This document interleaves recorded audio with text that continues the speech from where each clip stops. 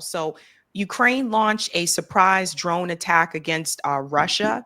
And now people are kind of like waiting in the wings, wondering like, okay, what is going to be, Russia's response, or, are they going to respond? I think they will. But what's interesting about all of this is at the same time, Putin and Zelensky, there was supposed to be a negotiation or peace talks in Istanbul. And so many people are looking back and they're like, Ukraine to launch this attack during a time when there's supposed to be peace talks that are going on. It just goes to show you again that NATO, not just Ukraine, but NATO does not want peace. I want to get your perspective about that, them choosing to launch this attack during the time when they were supposed to have peace talks. So there are a few things. The peace talks aren't real. Nobody believes in those peace talks. Maybe Trump wants a deal, and so he's pushing Zelensky to go, but if Zelensky agrees to anything, they would string Zelensky up in Kiev. So Zelensky is not interested in peace talks. If you notice, it took Trump to force him to go to those talks. Europe is not interested in peace talks. From their point of view, they're willing to feed Ukraine to the Russians if it gives them time to build up what they consider to be some kind of military armaments for themselves, missing the fact that the US will feed Europe to Russia every bit as much as Europe is feeding Ukraine to Russia right now. Nobody believes in those talks. From the Russian point of view, they're winning on the battlefield. So, it's like there are things and objectives that they want to accomplish. And if you've noticed, they've been consistent all the way through in regards to their demands. Denazification of Ukraine, no NATO membership, protection for the Russians who are there because Ukraine went on a killing spree for ethnic Russian Ukrainians, which is just magically ignored by the West when they're talking about it. There are lists of things. The regions, the 5 regions are part of Russia. Now they're part of the Russian constitution and they will be acknowledged as such. The Ukrainian troops need to leave. Like all of these things are provisions that they effectively said, these are our terms. And we may dress it up in a diplomacy, but these are terms of surrender. And the reality of it is the Ukrainian military will collapse. And so it's rather astonishing, the level of catastrophe that this is. Like, all things being equal, all of these countries know that Ukraine is losing. All of them have known this for a long time. And the level of panic that is effectively taking place in Europe right now as a result of that is pretty astonishing. And yet, under no circumstances do they want talks. In fact, part of the reason that they keep saying stuff like, we're going to put peacekeepers in Ukraine.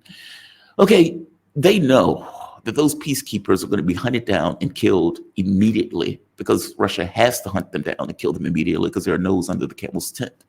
The moment that you allow 5,000 in, you've allowed 20,000 in, you've allowed 50,000 in, which is something you just can't allow.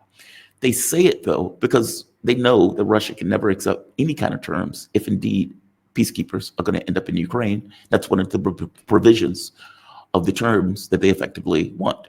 No third-party troops in Ukraine, meaning you can't get into NATO in a de facto way.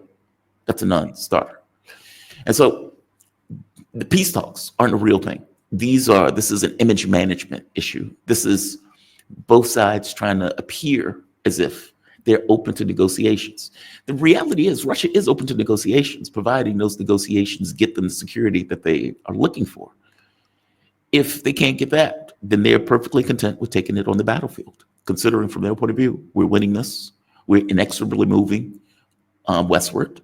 We're on the 2,000-kilometer front where we have 30,000 people that are joining our military each month. We have 2 new militaries that we've built up, one on the border of Finland, the other one is in reserve that will join this battle at some point, whereas Ukraine is calling delivery drivers and press ganging them into the military and throwing them on the fronts. These are, 2 very different pictures of what is happening. From the standpoint of the strike, so there were several things that took place. One, Ukraine went on a terror campaign in regards to railways. Now, an argument can be made that railroads are fair game. I think I would even make that argument. If you're moving troops or materials, then that railroad is a fair game. It's a logistics issue. The problem is that Ukraine waited for a train of passengers to go before they blew it up.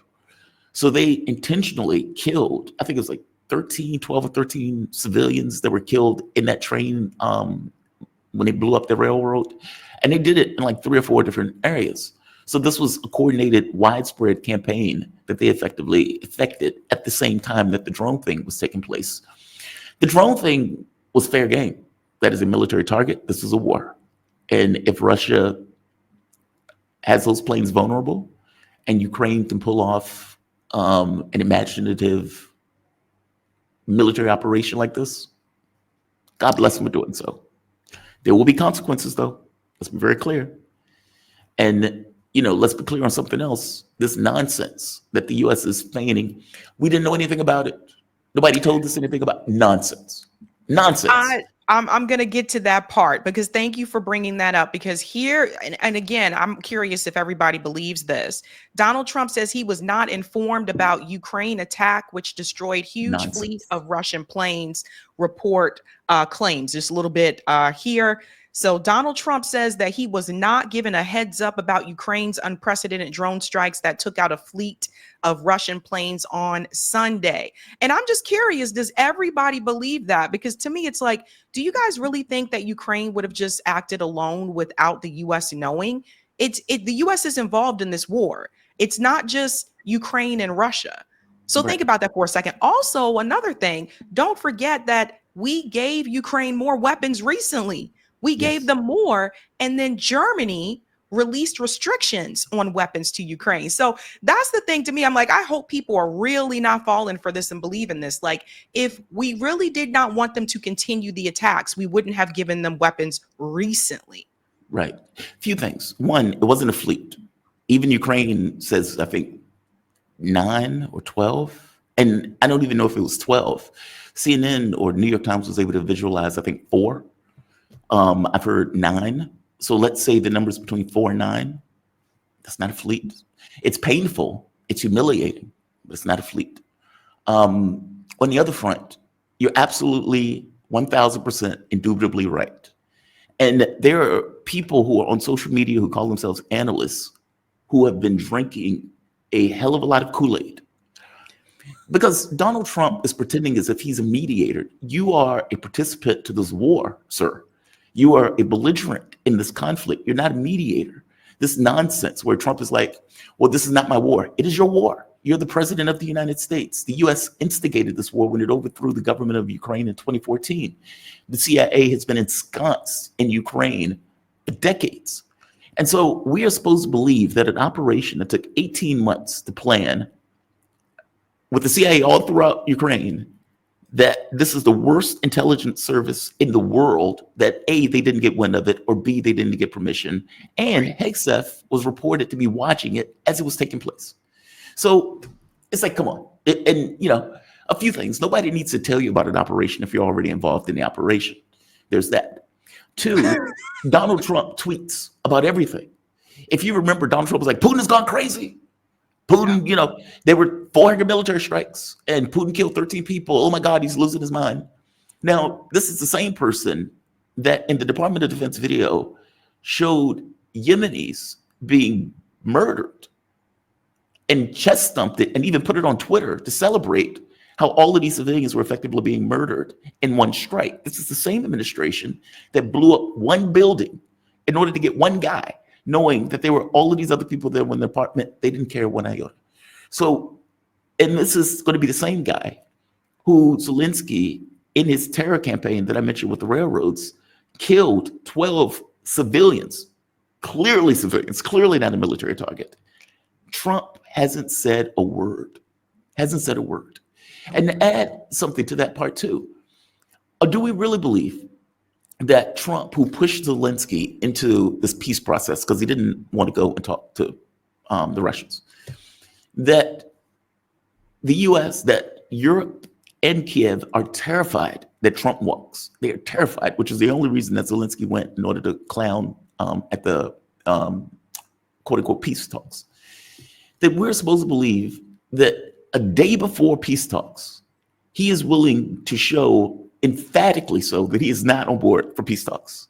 And that Trump, who supposedly is a mediator in all of this, wouldn't feel some kind of way about him doing that and not take issue with that. Meaning that's a hell of a risk. And I guess my thing is, it's not a risk at all if they're already in on it. What Donald Trump wants is for Putin to take his ridiculous peace deal. And the peace deal is nonsense. The notion that Russia is going to allow U.S. personnel on Zaporozhye nuclear power plant is nonsense.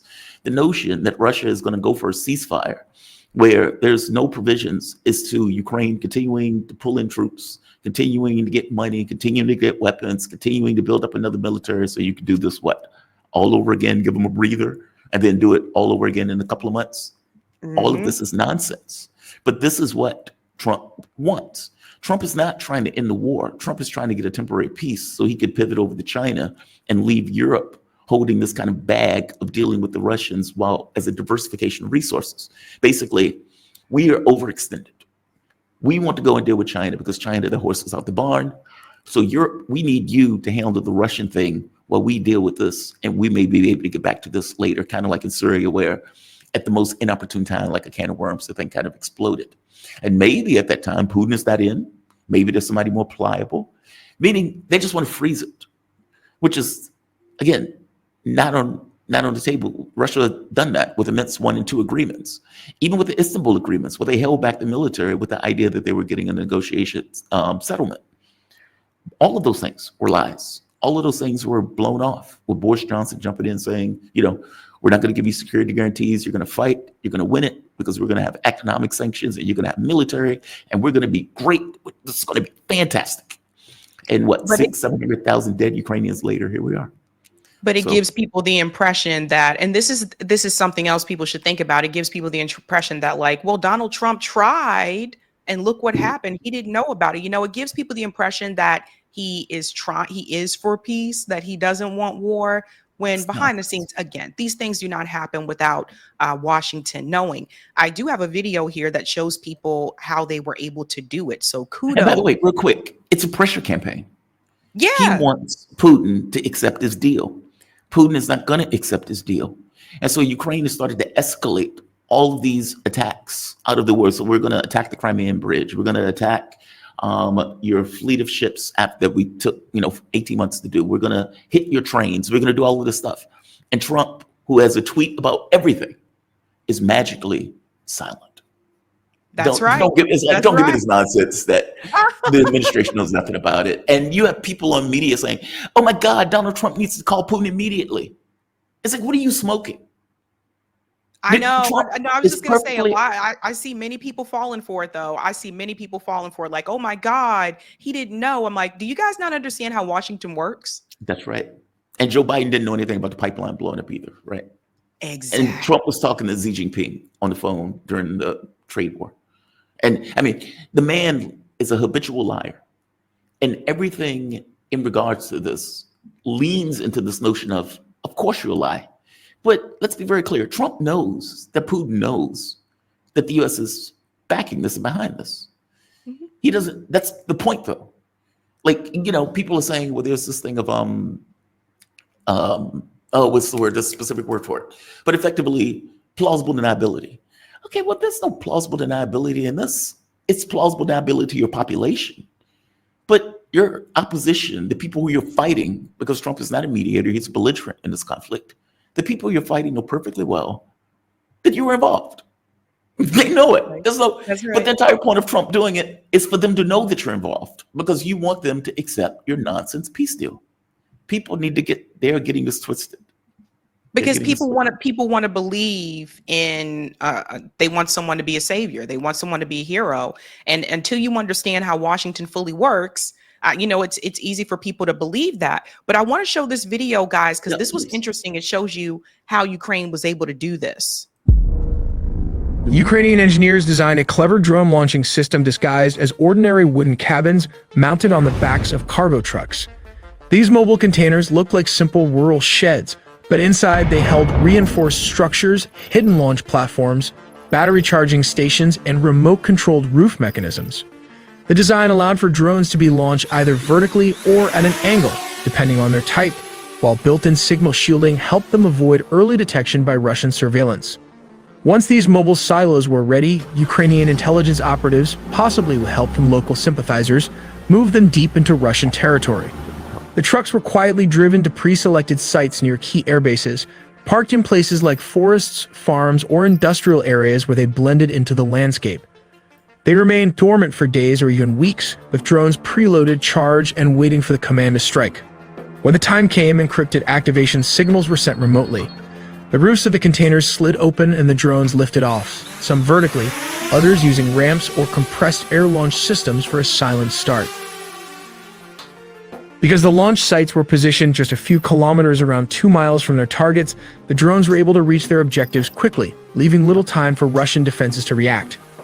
Operators guided them in real time using live video feeds, steering the drones with precision toward parked aircraft, fuel depots, and radar installations. And we'll go ahead and stop there because then, of course, we know what happens. It explodes, and you guys know how YouTube can be. But I thought it would be interesting for people to see the engineering behind that, how they were able to do that surprise attack.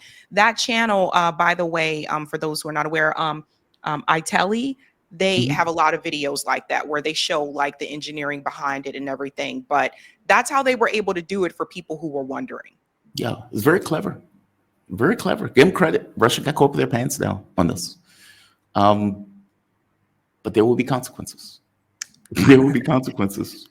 I mean, Medvedev, what's freaky is how silent the Kremlin is being. Like, they have been very quiet about this. The only person who seemed to have said anything, Putin gave a speech yesterday and didn't even bring it up. And Medvedev is typically a bomb thrower. Personally, I think Medvedev is the voice of the nation. I think he's the real.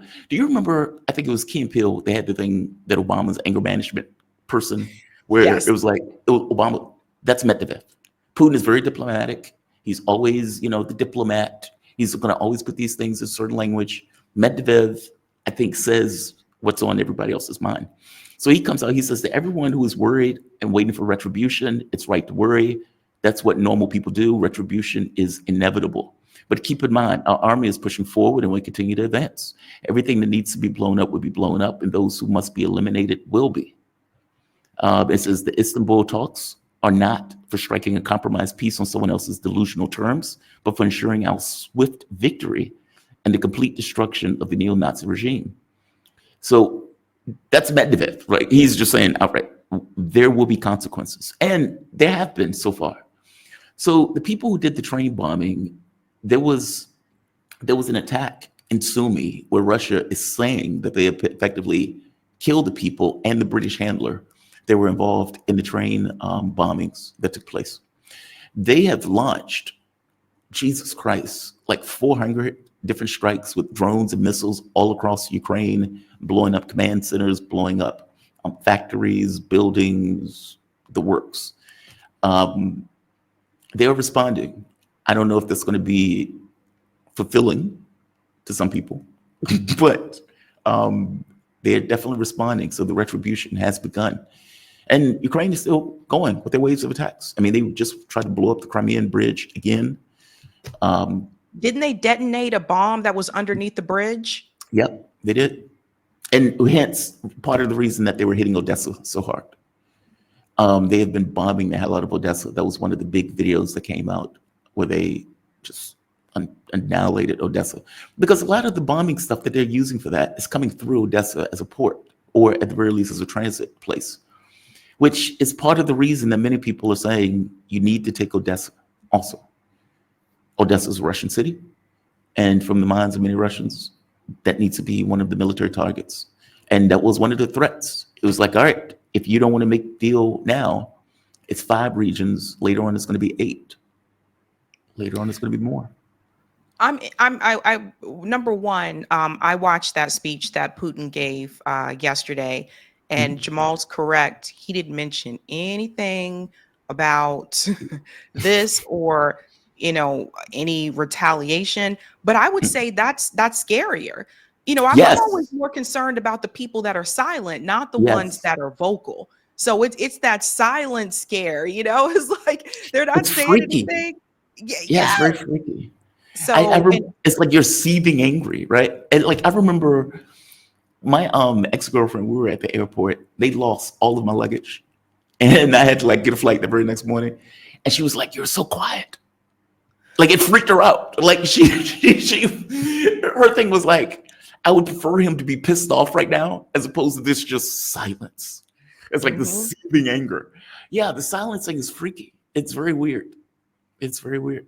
I know, and people need to be prepared because, like, again, I cannot imagine Russia not responding to this at all. Like, obviously, they're going to. The question is, like, what is that response going to be? And like this is another thing. Steve Bannon, who I don't agree with on 99.9999% of things. He's right on this one, though. Yeah. Even he is calling this out. Everyone, take a listen to this. I think the National Security Council's got to step in here. I don't know why Ratcliffe's saying we're not getting rid of any CIA guys. Something's very, very, very wrong here.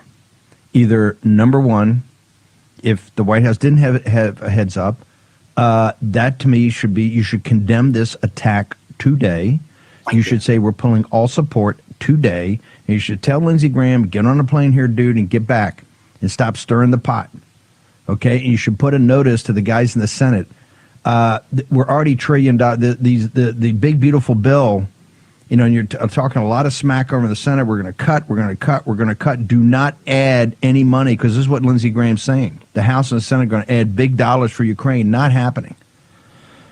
We should, if we did not know about it, and let's take that as his face.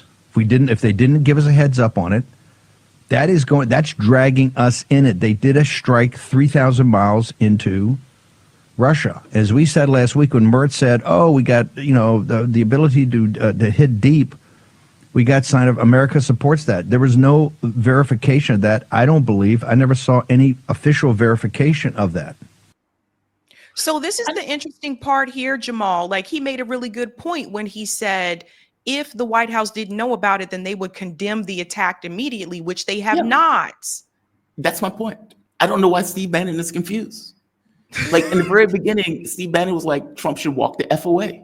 He said, he said, I don't even care if there's investigations, just walk the F away, leave. And Bannon was right. And even in that, he's like, the White House should condemn it immediately if you didn't know anything. Okay, dude, so what does that tell you? What does that tell you, right? That was my argument, right? Donald Trump has a tweet for everything, but on this, he's completely silent. He has nothing to say. I mean, you have just been humiliated because according to you, the mediator in all of this, you sent Zelensky to negotiate. You keep saying, I'm going to walk if these people can't make a deal. I'm just going to say you guys are horrible people and I'm going to walk. And he makes it brimmingly clear that he is not for negotiations by waging this sort of operation immediately before. And again, a technical operation, some of the stuff was used, the satellite footage and everything else. The idea that we didn't know anything about it is nonsense. And the reason that Trump isn't saying anything about it is because we were in on it. We were in on it.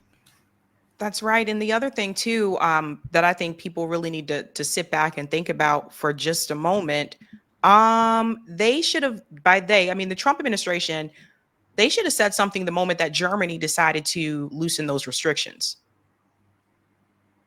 They should have said something, but they're not going to because they agree with it. But that's, see what I mean? Like, Germany will get hit. Germany will get hit. And I don't know about everybody else, but I don't want World War III. Like this is really insane how this is escalating. Like, we're what, 2.5, almost 3 years into this war in Ukraine?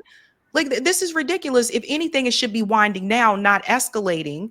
And this isn't a win situation for Ukraine. Now, I sat up there and I watched a number of videos today, Jamarl, on both sides of the political spectrum.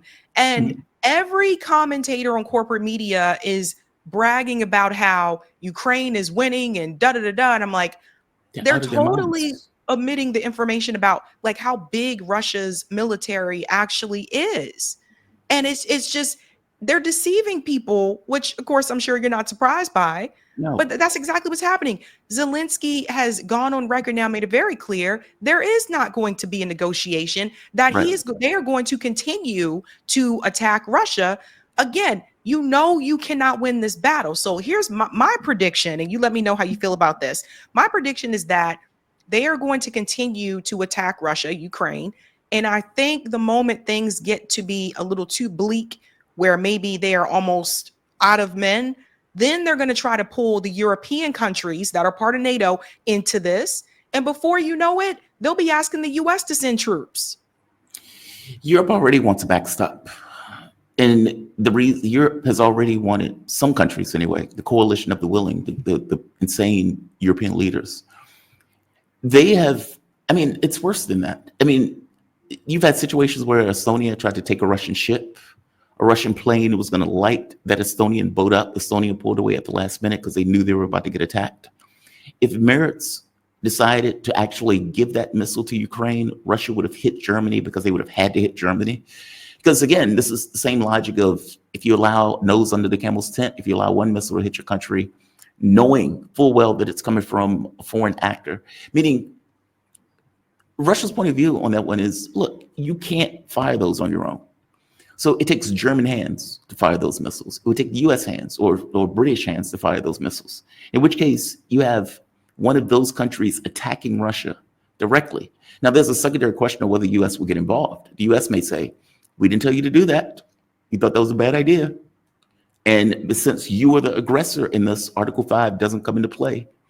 So it depends on how the US plays it, but they very well could hit the German factory that produced it. They very well will escalate in any situation of the word. Some of the reporting came out that Europe couldn't even put 25,000 troops in Ukraine if they needed to. So Ukraine may want them in, but the reason that Keir Starmer and Macron kept coming to DC was because they effectively want the US to fight the war on their behalf, basically trying to start a third world war, with the US being the one to fight it because their militaries are effectively trash. So yes, they would want the US as a backstop, which just means they want the US to fight a war on their behalf.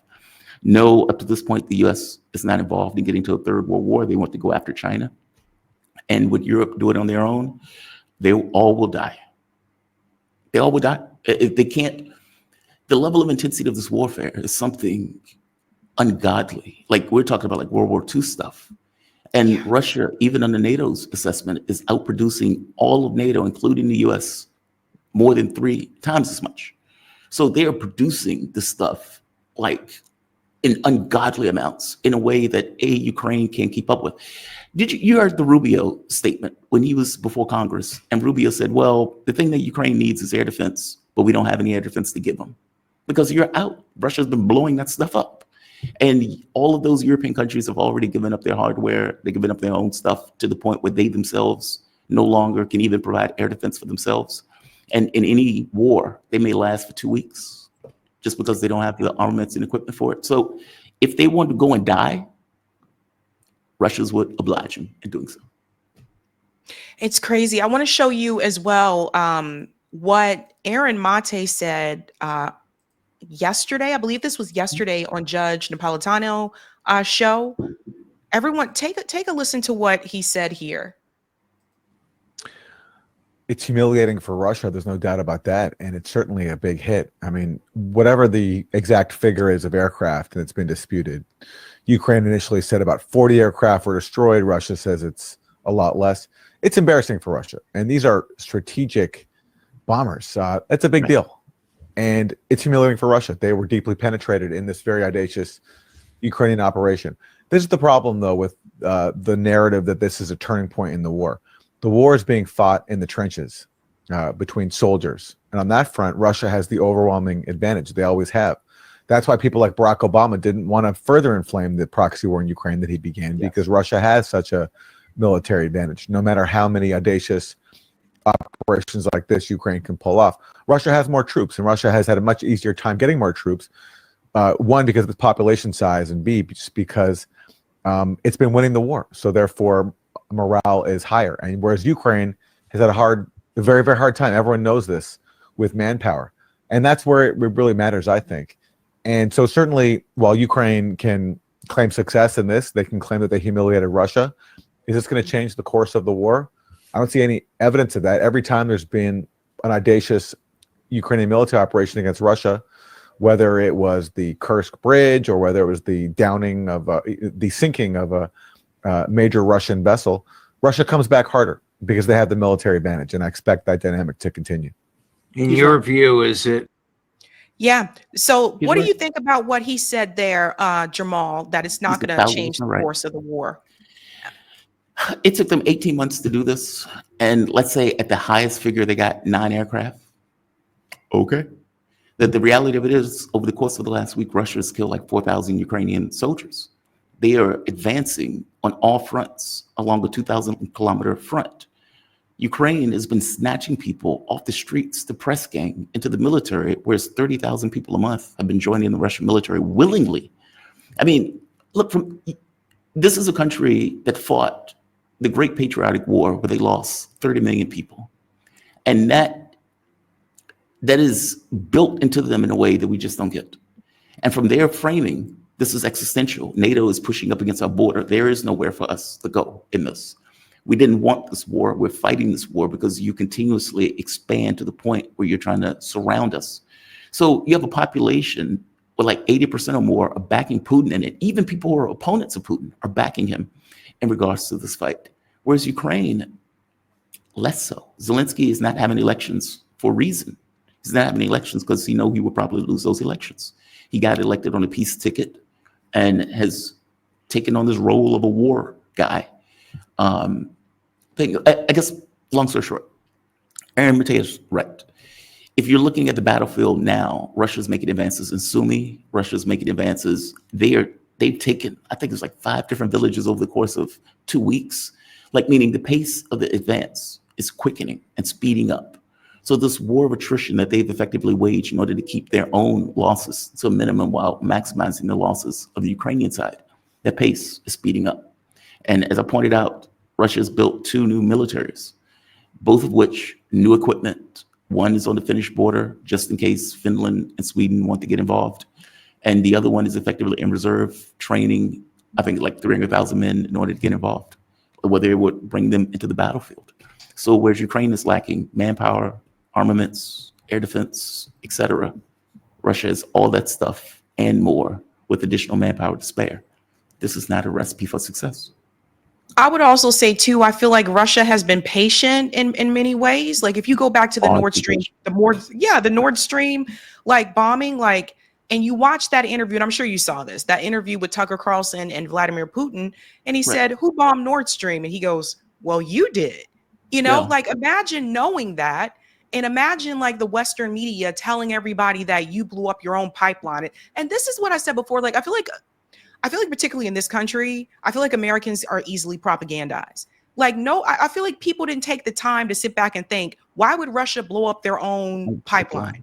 Why would Russia blow up their own bridge? Like, people don't stop and think sometimes, you know? So it's like, even after that, there could have been a response from Russia. You know what I mean? So I feel like it's even worse than that. Because if you remember, Joe Biden was standing there with Schultz. Schultz has the charisma of a damp rag. And Joe Biden said, if Russia goes in, we're going to stop their pipeline. And the reporter's like, whoa, wait a minute. That's not your pipeline. How do you plan on doing that? He said, we will do it. And then it blows up after Russia goes in. And they're like, clearly Russia blew up their own pipeline. It's like, okay, so Joe Biden's a psychic. Joe Biden has remote viewers on his staff that told him in advance the pipeline will blow up. Like, no. Seymour Hersh probably has the definitive article on this issue where he makes it very clear that the U.S. was intimately involved because we were the ones that had the divers and the equipment and the training in order to pull something like that off. This idea that, you know, several Ukrainians in the SS Minnow pulled this off is nonsense. It's nonsense. But you're right. They say that stuff, and the U.S. media is like, people are like, I guess Russia did blow up this pipeline. Right. And people just believe it, especially particularly in this country, because I feel like it's not just the media. I feel like Hollywood has also propagandized people to despise and hate Russia. If you think about a lot of the movies or TV shows, we kind of been trained to do that since like birth. Yeah. Cold War. I mean, it's unfortunate. And I think the difference with me on this is I grew up playing chess. And the people who you're reading when you're playing chess, many of those people were Russians, especially if you're going back in the chess history. So you're like, you know, Spassky, Karpov, Kasparov, Kurochyi, Petrosian, or at the very least part of the Soviet Union. It's there's a level of propaganda that is built into our media that is overwhelming, that I got to be honest, I didn't really realize it until I started doing media myself. And you'd be like, wait a minute, that's not what's happening. But they run with it. And they run with it in a way where you're like, okay, are they lying or are they deluded? I can't always tell which one it is, but it is pervasive. And you can say all media is biased on some level, fair enough. But Lord knows the US media, if they call themselves independent, they are as compliant, and the stuff that they say is outrageous sometimes. That's right. I'm curious your response about this. How Russia responds to Ukraine's drone attack depends on Donald Trump. Trump needs to defuse the situation, said a former director of Russia analysis at the CIA. I don't know if I buy this, Jamal. I feel like Russia. I don't think Vladimir.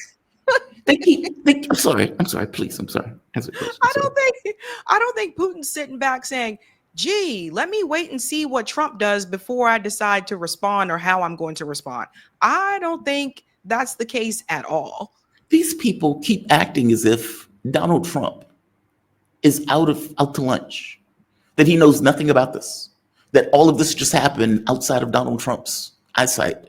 Trump, the president, didn't know anything about it. Look, Trump may have the intelligence of a zygote, but he's a grown-ass man.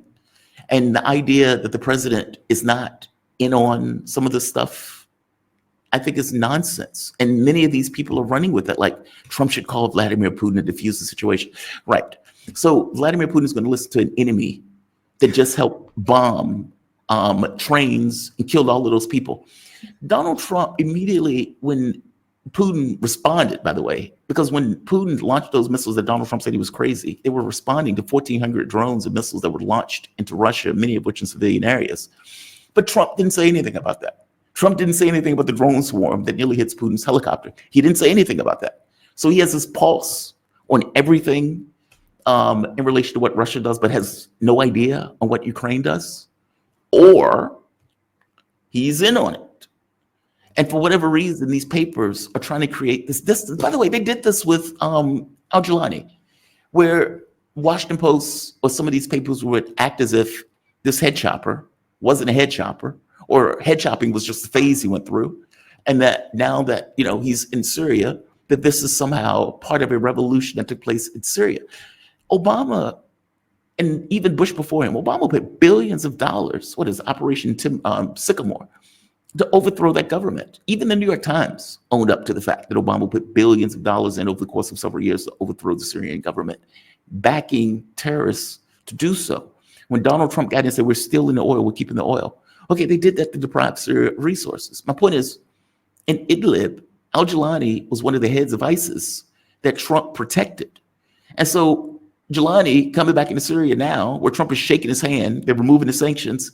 Okay, yeah, the coup is over with now. We've been able to accomplish the objective of overthrowing the Syrian government. I'm saying newspapers have a way of reporting this stuff that either drops context or it's just fanciful. They are pretending as if Donald Trump is a mediator as opposed to being a participant in the war. He is a participant in the war. He's a belligerent in the war. He's head of the country that instigated this war in one sense, and two, is the only reason the war continues now. So I don't understand where they're coming up with this idea that, and by the way, same thing with Gaza, right? The US is pretending like we're mediating this. Okay, but how are you mediating? You're giving Israel like $80 billion. Every bomb that is dropped, every weapon, every bullet that's fired into the child, every baby that's burned, you are paying the majority of it. So the idea that you're a mediator in this process where you're doing that is nonsense. Because sorry to interrupt, but what they've been doing is they've been selling it as this is Joe Biden's mess. Because the genocide started under Biden, Russia-Ukraine war started under Biden, right? Right, and we all get that. But at the same time, Joe Biden's not president anymore. You're the one that's president now. So it's like, you know what I mean? So I think that's why some people may sit back and believe that, oh yeah, he would never approve this. He's trying to end the war. He's trying to get, do you guys not realize all these people work together? Like They're not paying all of attention. them. Yeah. Like, come on, we have to have common sense to think. Trump could have walked. Trump could have walked. And if Donald Trump really was, he's trying to get peace so hard. No, they're looking at this as, I used to call it an American point of view, which is a jaundiced, screwed up view of the world. Whereas you're not looking at things at how would somebody else, how would I feel in that situation? So if the Cuban Missile Crisis, for example, where the US was willing to end the world in order to maintain its international integrity against missiles that were in Cuba. And then this happens. Or let me give a better example.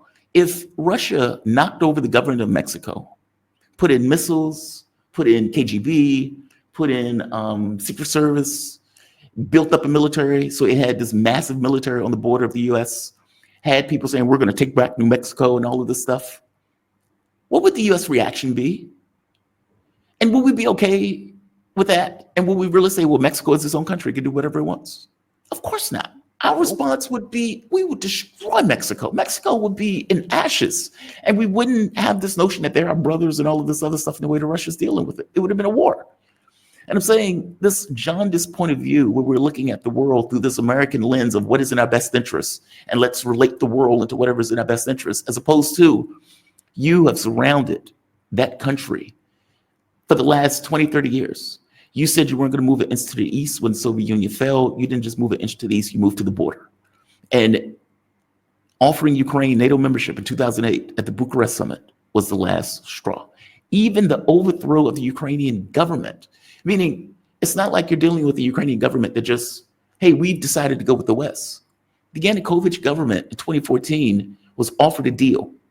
The deal would have been under worse terms, in which case Yanukovych was like, well, I'm not really going to accept this deal right now. I'm going to make it temporary. You get the phone call between Victoria Nuland and Pyatt, where they are effectively talking about who they're going to put into positions of power in Ukraine when the government is overthrown. That's the FDEU conversation.